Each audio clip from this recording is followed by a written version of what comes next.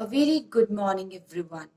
So, we were studying chapter number 3 of SPL, and the name was Why Do We Need a Parliament?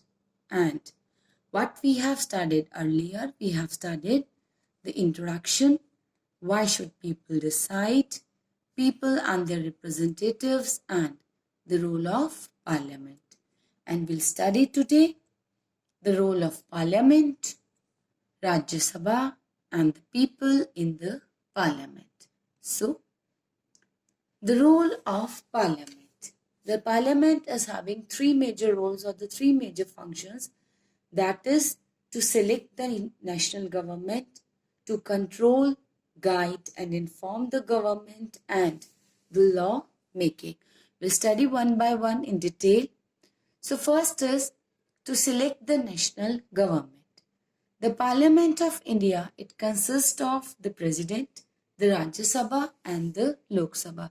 So these are the three major elements of the Parliament, that is President, Rajya Sabha and the Lok Sabha. And when the Lok Sabha elections are over, so after the Lok Sabha elections, a list is prepared. Why that list is prepared? Just because a list is prepared to know how many MPs are there and from which party these MPs belongs to. Since there are 543 elected members and 2 nominated members in the Lok Sabha, to have a majority, a party should have at least half of the number, that is 272 members or more. So, since we know that, I know earlier we have studied that the totally 552 members are there in the Lok Sabha, but why we are studying 545? Just because in the current Lok Sabha, the total members are 545. That is why we are studying the 545. So, if a party wants to become a majority party, they should have at least half the number, that is 272 members. And the rest party, they'll become the opposition party. And to whom they will oppose? They'll oppose the majority party or the coalition formed. Coalition means if the government is formed with the help of two or more than two parties. So we'll study in detail more. So one important function of the Lok Sabha is to select the executive. So this is the important function of the Lok Sabha, that it selects the executive. And what is the executive? It is a group of persons. Group of persons, yes, the group of persons, they will work together and they will implement the laws. And these laws, they are made by the Parliament. And the Prime Minister is the leader of the ruling party in the Lok Sabha.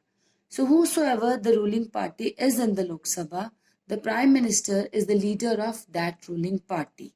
And from the MPs, the Prime Minister, he selects his ministers. Why he selects his minister? He selects his minister because he selects the ministers with whom he want to work and with whom he want to implement the major decisions.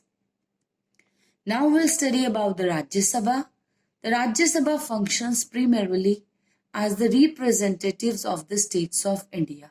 So it is also known as the representative of the states of India because it represents the different states of India to the Parliament. And it also initiates the legislation, but in order to become a law, a bill is required to pass only through the Rajya Sabha. So, in order to become a law, a bill is only required to pass only through the Rajya Sabha, otherwise it cannot become a law. And the members of the Rajya Sabha, from where the members of the Rajya Sabha they are elected? They are elected by the elected members of the legislative assemblies of the various states. And there are 233 elected members plus 12 members, they are nominated by the president. That means the total members are 245 and 12 they are elected by the president. As in the Lok Sabha, we have studied that the 2 from the Anglo-Indian community, they are elected by our honorable president. So now the second function. What is the second function?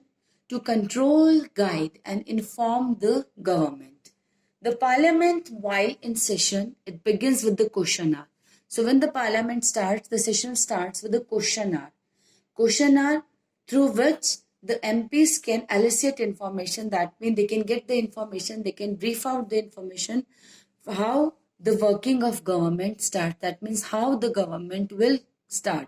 So this is the session. It begins the question hours through which the MPs can come to know the working of the government. And by asking the questions, the government is alerted its shortcomings. So government also alerted its shortcomings by asking the questions, and also comes to know the opinions of the people through their representatives in the parliament, that is MPs. So by asking the question, the government alerted its shortcomings, and they also want to know the opinion of the people, what the people think about them, and how do they know about the opinion of the people. They know the opinion of the people with the representative. They are chosen by the public, and these representatives, they gives the opinion of the people, what the people what the people say, and what the people they want from the parliament. The opposition parties, it also plays a critical role in the healthy functioning of the democracy, where the majority party is the ruling party, but there is an important function of the opposition also. Why? Because they highlight the drawbacks in the various policies and the programs of the government. Because they are continuously highlighting the drawbacks and the various policies and the programs which are implemented by the ruling party and the government. And they also mobilize the popular support for their own policies. They also try to gain the support of the people because they want their own policies should be passed. Third is lawmaking. Laws are made separately in the different levels by the union government, federal government for the whole country, and by the state governments for their respective states, as well as by the local municipal councils at district level. So what is the law making? They are made separately. First is by the union government or the federal government, and for that law is for the if the something law is passed to the federal government or the union government, that is for the whole country. And if some law is required for the state, that is passed by the state government. And if some law is necessary for the local level, that is passed by the municipal councils at the district level. People in the parliament. Who are the people in the parliament?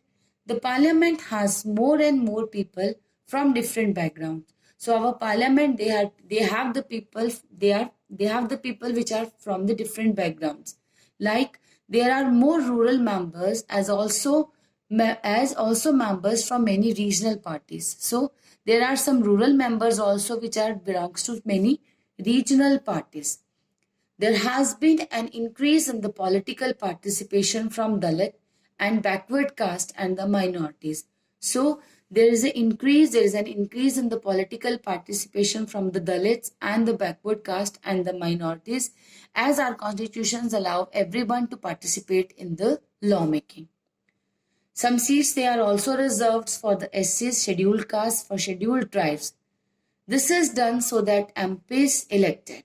This is why it's done because how the MP is elected, because the MP is elected from these reserved constituencies. These are some reserved seats from which these Dalits, these backwards, these scheduled castes, scheduled tribes and the rural members, they are elected. Thank you. I hope the chapter was clear. Thank you. Have a nice day.